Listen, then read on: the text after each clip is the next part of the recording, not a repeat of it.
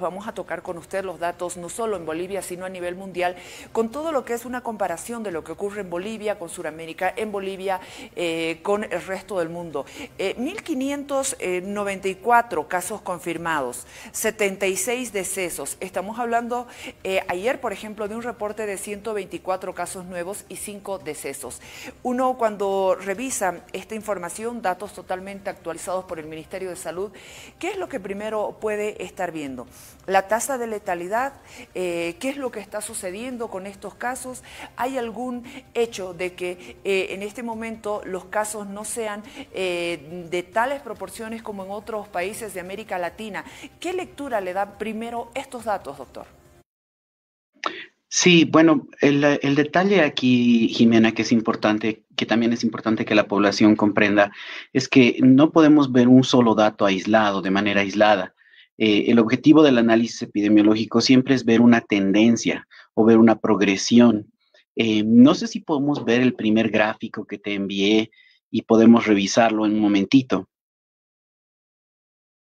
Ya para poder precisamente revisar esta información que nos ha enviado el doctor. Acá tenemos este gráfico, estamos hablando de los casos acumulados desde el inicio hasta el sábado.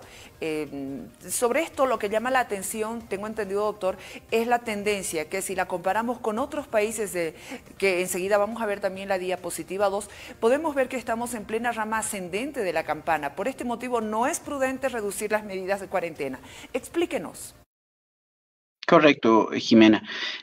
Estamos viendo lo que es la historia del país, ¿no? Desde que ha empezado la pandemia hasta el día sábado por la noche. Falta el dato de anoche que acabas de leer tú. Y como ustedes pueden ver, la línea amarilla es la que marca la tendencia. En la línea amarilla podemos ver claramente que estamos en la parte ascendente de nuestra curva epidemiológica, ¿no es cierto? Estamos, como quien dice, empezando la epidemia en Bolivia o la pandemia en Bolivia. Y en la línea roja ustedes pueden ver el número acumulado de personas fallecidas, que también está un poco más abajo, pero está obviamente con una tendencia similar. ¿Esto qué significa? Significa que en este momento nosotros estamos empezando a conocer nuestra epidemia. No sé si podemos ir a la siguiente diapositiva, por favor, Jimena. Exacto. Si ustedes se fijan en esta diapositiva, la fuente es la que está citada al pie de la diapositiva, estamos viendo la trayectoria de las epidemias de otros países. Entonces, la mayoría de ellos ya están entrando en una etapa que nosotros llamamos meseta. En esta curva tenemos una rama ascendente que luego va a ir a una planicie y luego va a venir una rama descendente, ¿no es cierto? Es una curva como una campana, por así decirlo, donde sube, llega a la meseta y luego baja. Entonces, nuestro país en este momento no está en esta situación, sino que está en la rama ascendente. Esto quiere decir que recién estamos comenzando a identificar adecuadamente los casos. Esto tiene que ver con dos cosas que vamos a hablar un poquito más adelante, que tiene que ver con el tema de las pruebas y la disponibilidad de las mismas. No sé si podemos ir a la siguiente imagen, Jimena, por favor. Tercera diapositiva, y obviamente acá el objetivo de la cuarentena es aplanar la curva. Esto usted lo va a explicar en esta diapositiva, porque la idea no es que la gente no se contagie, porque eventualmente todos nos contagiaremos, doctor. La idea es que no nos contagiemos todos al mismo tiempo. Estas dos preguntas se las hago. Correcto, Jimena. Si tú puedes ver y a los queridos televidentes, si pueden ver la diapositiva, podemos ver que el objetivo de aplanar la curva no es reducir el número de contagios. Eventualmente, este es un virus respiratorio, entonces eventualmente todos nos vamos a contagiar. El detalle es que si todos nos contagiamos al mismo tiempo, vamos a sobrepasar la capacidad de nuestro sistema de salud. Vamos a tener muchos casos en poco tiempo. Ustedes pueden ver en la gráfica donde dice sin medidas y hay una línea punteada que dice capacidad del sistema de salud. Precisamente eso es lo que vamos a sobrepasar. Si sobrepasamos la capacidad del sistema de salud, vamos a tener problemas de sobredemanda, ¿no es cierto? Vamos a tener mucha gente en los hospitales, no va a haber suficiente espacio en las unidades de terapia intensiva para aquellos que lo requieran, no va a haber suficientes camas para atender a aquellos que lo necesiten y obviamente no va a haber espacio para aislar aquellos casos leves que no necesitan ir al hospital. Entonces, si nosotros nos contagiamos todos al mismo tiempo, ponemos al sistema de salud en aprietos. ¿Y esto qué significa? Significa que como no hay una respuesta suficiente, el sistema de salud va a colapsar y la mortalidad va a empezar a elevarse. El objetivo de aplanar la curva, el objetivo de todas estas medidas de la cuarentena, de las medidas de distanciamiento social, es precisamente aplanar esta curva, donde dice con medidas, reducir la curva, estirarla en el tiempo, por así decirlo, lo suficiente como para que el sistema de salud pueda soportar la cantidad de pacientes que va a recibir o subir la línea que está punteada, subir la capacidad del sistema de salud. Entonces, uno de los grandes dilemas que tenemos y uno de los grandes problemas que tenemos en nuestro país es que no sabemos dónde está la línea punteada. No sabemos con exactitud cuál es la capacidad del sistema de salud para atender a los pacientes. Y esto es un desafío, porque nosotros tenemos un sistema de salud bastante fragmentado, ¿no es cierto? Tenemos el sistema público, tenemos la seguridad social, tenemos los privados, tenemos otros sistemas de atención. Entonces, todo esto no se habla, no se comunica entre sí. Y no tenemos ahorita, no nos puede decir, digamos, el Ministerio de Salud o alguno de sus representantes, podemos atender tantas personas. Entonces, no sabemos realmente dónde está nuestra línea punteada. Por otro lado, el gobierno está haciendo bastantes esfuerzos, y esto es algo muy loable, en mejorar la capacidad del sistema de salud, sobre todo considerando que es un esfuerzo que es muy reciente, ¿no es cierto?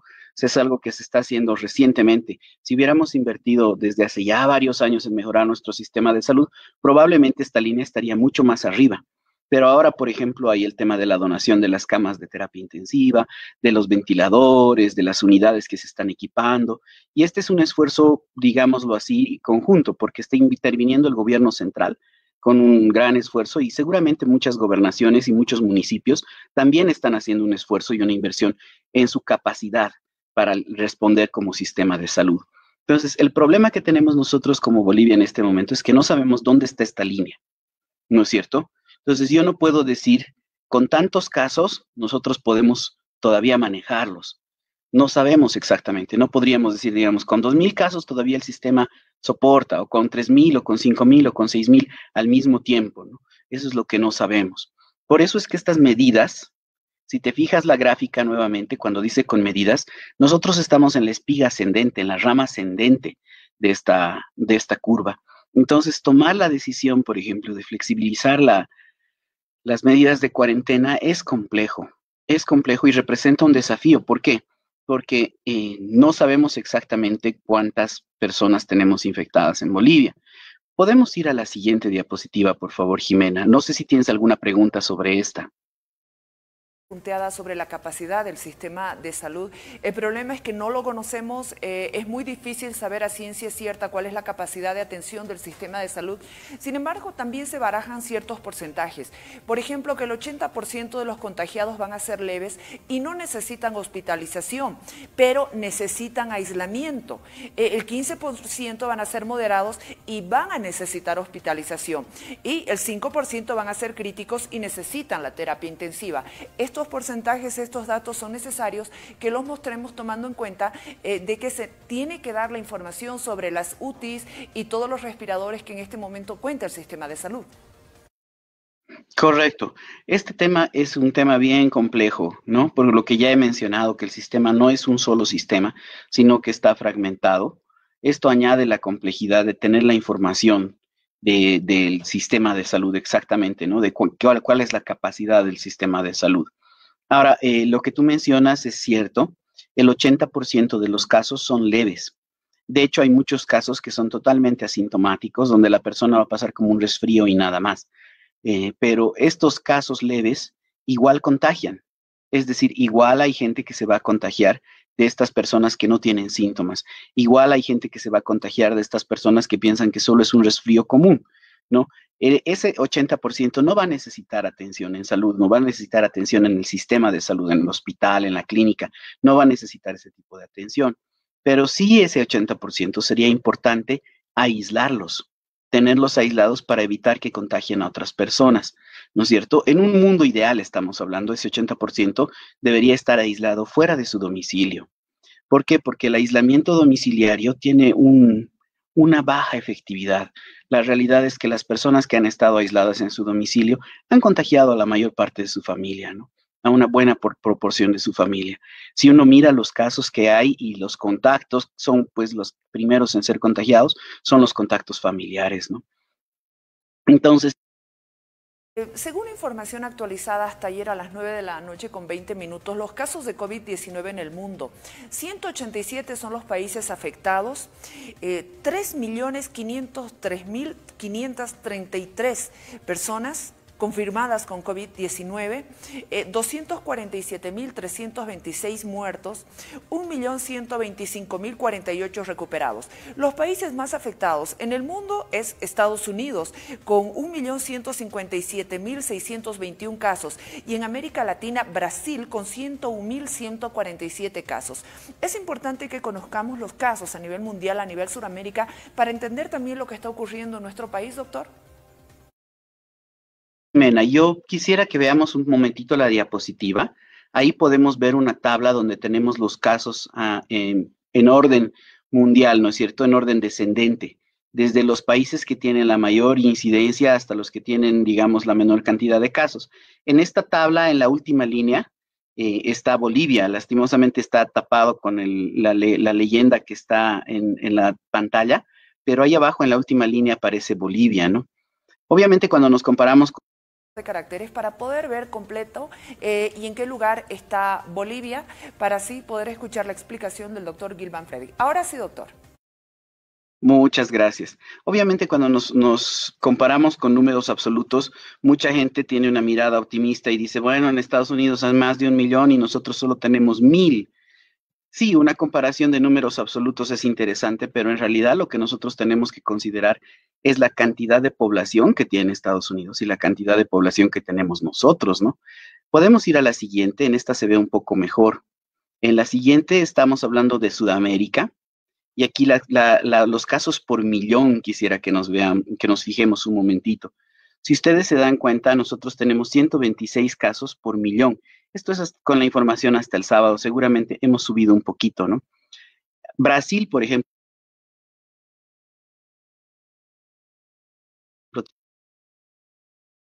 casos por millón. Pero Por el doctor, sí, ahora sí hemos recuperado el audio, doctor. Continúe con su explicación, por favor. sí, decía que lo que necesitamos analizar es los casos por millón. Y aun cuando vemos los casos por millón, parece que Bolivia no está tan mal, ¿no es cierto? Porque estamos con 126 casos por millón. Pero si miramos la columna del lado, la que dice pruebas por millón, podemos ver que somos el país que menos pruebas hace. Tenemos 655 pruebas por millón hasta el sábado en la noche, ¿no es cierto? Seguramente con la información de anoche esto haya cambiado un poquito, pero esto es hasta el sábado en la noche.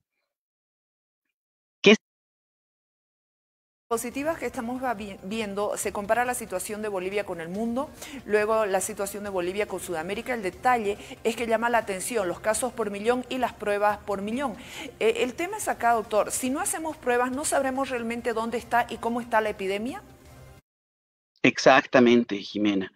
Si nosotros hacemos tan pocas pruebas, la información que tenemos es muy parcial.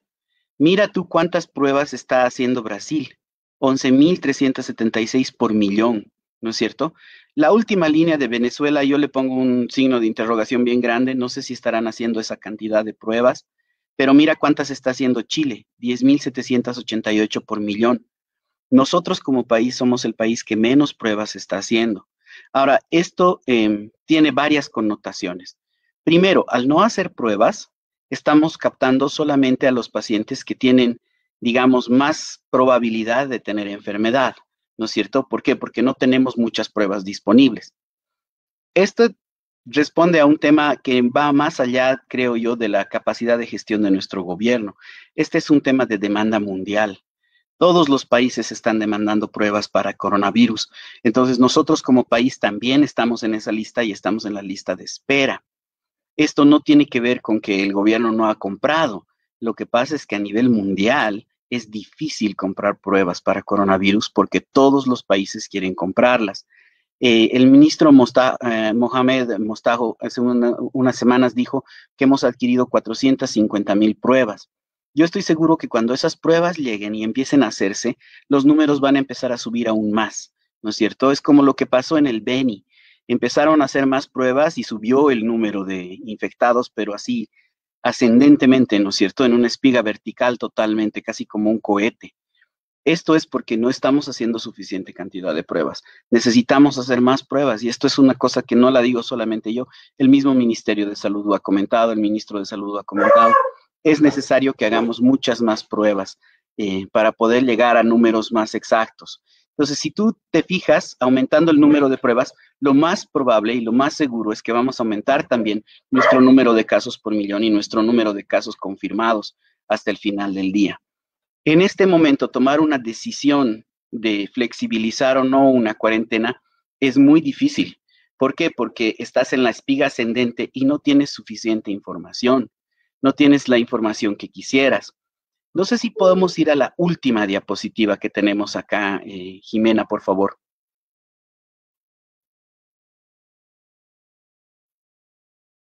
Acompañándonos en este análisis sobre lo que son las curvas, los test epidemiológicos.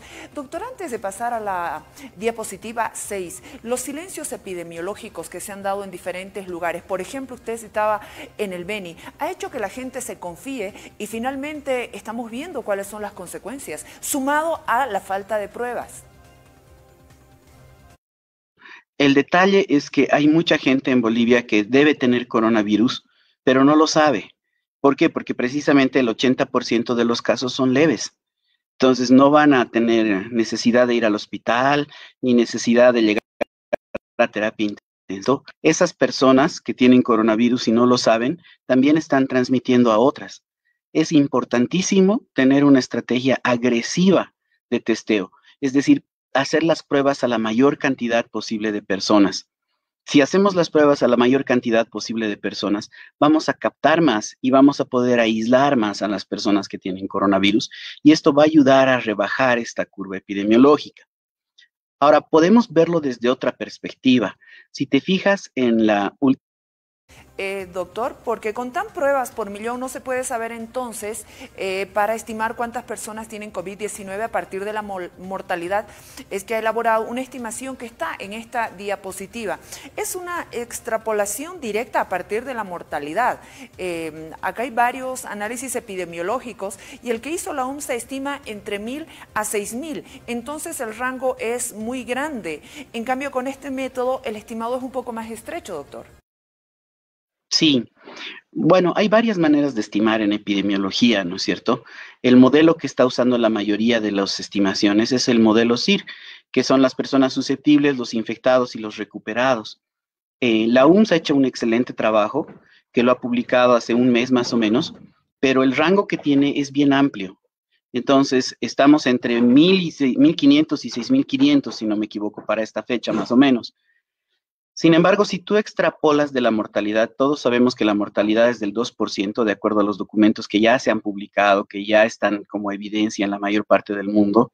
Si sacas de ese 2% con nuestro número de fallecidos, que hasta el sábado era 71, te das cuenta de que tenemos diagnosticados solamente al 41% de la población, 1,470. Y tenemos una brecha diagnóstica, o sea, hay un grupo de población que no hemos diagnosticado todavía, que es más o menos el 59%. O sea, para el sábado en la noche eran más o menos 2,080 personas que tenían coronavirus en Bolivia y no lo sabían. Probablemente ni ellos lo sabían, ni nosotros como sistema de salud lo sabíamos. ¿Por qué? Porque no les hemos hecho la prueba. Precisamente porque no hay la cantidad de pruebas suficientes. Por ejemplo, si una persona tiene coronavirus, a los primeros que tienes que probar es a todos sus contactos cercanos, ¿no es cierto? Tienes que hacer la prueba a toda la familia de esta persona. Esto no ha estado sucediendo. Solamente se está haciendo la prueba a las personas que tienen síntomas. Y está bien. ¿Por qué? Porque no tenemos muchas pruebas disponibles. Pero lo que sucede es que si nos limitamos en este punto, tenemos esta información que estamos viendo en la torta, ¿no es cierto? Tenemos un grupo de gente que no sabe del diagnóstico. El problema de tú no saber del diagnóstico es que contagias a otras personas, probablemente a los que están más cerca tuyo. ¿Por qué? Porque cuando sales a la calle te pones el barbijo, vas a tomar 2 metros de distancia del resto de la gente, ves las medidas de bioseguridad, si vas al mercado incluso tienes que ponerte guantes en algunos lugares, etcétera, ¿no? Entonces, ahí estás tomando precauciones, pero en tu casa no. En tu casa estás en contacto con tu familia todo el tiempo, ¿no es cierto? Entonces, esa figura es la que está produciendo que el núcleo familiar tenga más casos, más contacto, más probabilidad de contagio, ¿no? Que el resto. Es muy probable que esta figura o esta brecha se pueda cerrar si nosotros incrementamos la cantidad de pruebas disponibles. Ahora, sobre este punto el gobierno está haciendo muchos esfuerzos y es algo loable que puedan adquirir realmente una cantidad de pruebas significativa. Sin embargo, a largo plazo vamos a necesitar una cantidad de pruebas más grande. No olvidemos que a un paciente no se le hace una sola prueba, se le hacen varias pruebas. Si tú, Jimena, o yo damos positivo para coronavirus, tienen que hacernos varias pruebas de seguimiento hasta llegar al alta. Cuando lleguen al alta, nos van a dar una prueba que ya va a decir negativo. Lo que estas pruebas miden es la cantidad de virus que está circulando en la sangre del paciente. Bueno, no tanto en la sangre, sino en las mucosas, exactamente, ¿no? Porque se toma en la naricita y en la faringe del paciente, en la gargantita del paciente, se toman las muestras. Entonces, cuando se asume que cuando ya es negativo, la persona ya no puede contagiar a otras personas. Entonces, ese es el criterio de alta en este momento, ¿no es cierto? Que las pruebas den negativo. Está bien y es correcto. Sin embargo, el problema que tenemos como país es que estamos enfrentando a todos los otros países a la hora de comprar las pruebas. Estamos compitiendo con un grupo de compradores muy grande y quedamos en la lista de espera seguramente porque las empresas que producen estas pruebas tienen una demanda muy alta. No sé si tienes alguna pregunta respecto a este punto, Jimena. La importancia de los test y los diagnósticos, tomando en cuenta que estos son los datos que definitivamente revelan cuál es la realidad de los países. Al inicio de la pandemia del coronavirus han habido países como el Perú, por ejemplo, que inmediatamente han adquirido como 5 millones de test para poder tener un control o conocimiento absoluto de lo que está ocurriendo. Doctor, si bien en este momento en Bolivia estamos en cuarentena, estamos en el aislamiento, algunos municipios están encapsulados. Sin embargo, la gente todavía se resiste a entender la magnitud del COVID-19. Sí, es así, lastimosamente es una cosa que hemos visto en los días pasados, que hay mucha resistencia de algunas personas. Y es que este es un tema, Jimena, que es un poco complejo. Yo creo que este gobierno de transición y con el tiempo que tiene y todo aquello, le ha tocado unas decisiones muy difíciles. Es muy difícil. Yo soy epidemiólogo, pero también soy salubrista. Entonces, en salud pública uno tiene que considerar que hay otros determinantes también, ¿no? Que hay determinantes sociales para el comportamiento. Y yo sé que como médico yo quisiera decir, por ejemplo, todo el mundo se queda en cuarentena 1 o 2 meses más, pero hay también el tema de la economía de las personas, el tema de la economía del país mismo. Entonces, son temas que hay que considerar y que ejercen una presión fuerte sobre los tomadores de decisión. Es decir, yo creo que nosotros como parte académica, como parte científica, como parte médica y de salud, podemos presionar y decir es necesario extender la cuarentena más tiempo, pero también hay otra presión de parte de toda la gente que vive del día, ¿no? Y esto es comprensible.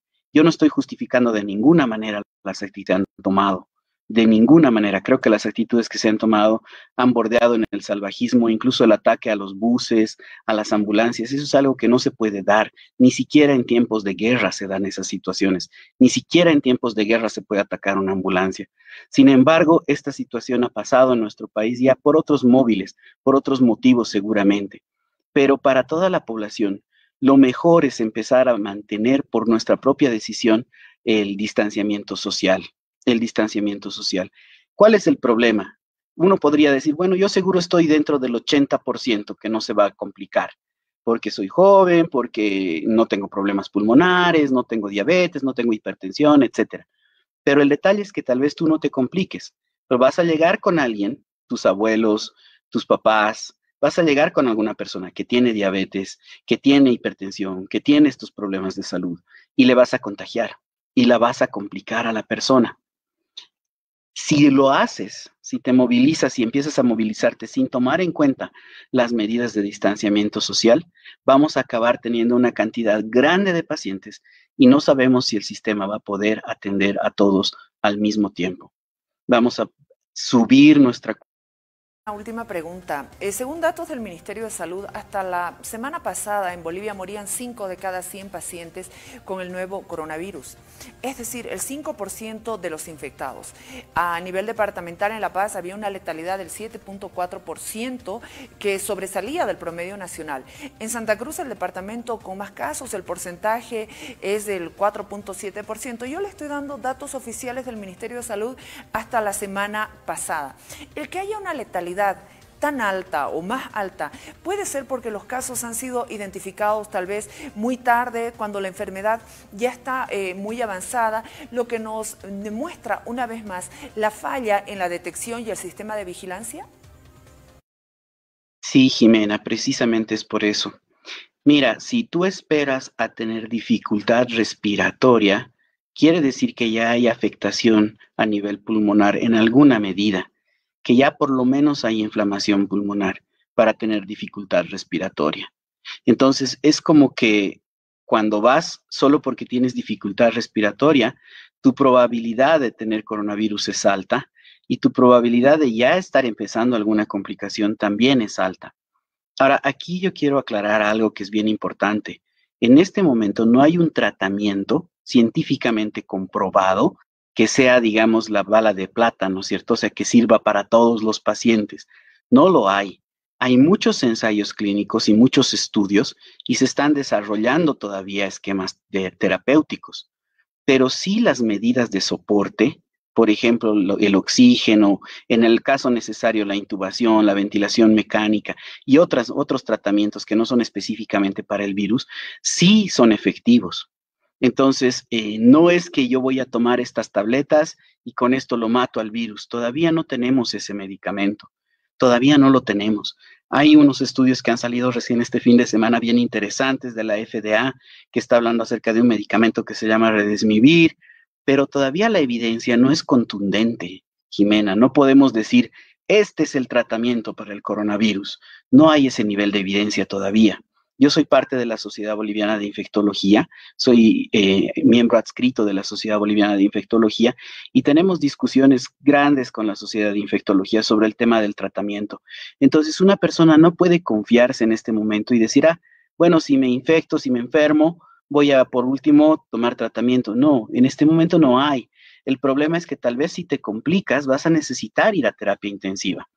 Y si todos tomamos esa actitud, terapia intensiva va a colapsar. Va a colapsar. Nosotros podemos tener 500, 600 camas de terapia intensiva, pero en Bolivia no tenemos esa cantidad de intensivistas. No hay esa cantidad de intensivistas. Entonces, tenemos que estar conscientes de que nuestro sistema tiene limitaciones, no solamente por la estructura, no solamente por la infraestructura, no solamente por la cantidad de camas, sino también por la cantidad de especialistas, ¿no? Terapia intensiva es una especialidad muy dura y realmente no tenemos la cantidad suficiente de médicos intensivistas como para atender a toda la gente que la va a necesitar. Imagino y entiendo que el gobierno va a tener que echar mano de otros profesionales para apoyar el trabajo de los intensivistas.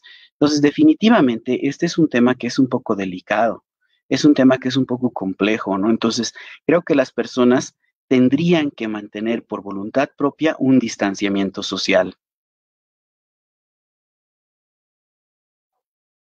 La tasa de letalidad en la ciudad del Alto es del 10%, sería importante todas las recomendaciones que nos ha hecho la Universidad Mayor de San Andrés, como la universidad más importante del país, en base a un equipo multidisciplinario que viene trabajando de manera diaria, minuto a minuto, presentándonos todos estos informes en este espacio desde nuestra interacción con Televisión Universitaria. Doctor Gilvan Freddy Ramos, muchísimas gracias gracias por acompañarnos en este espacio de la Universidad Mayor de San Andrés.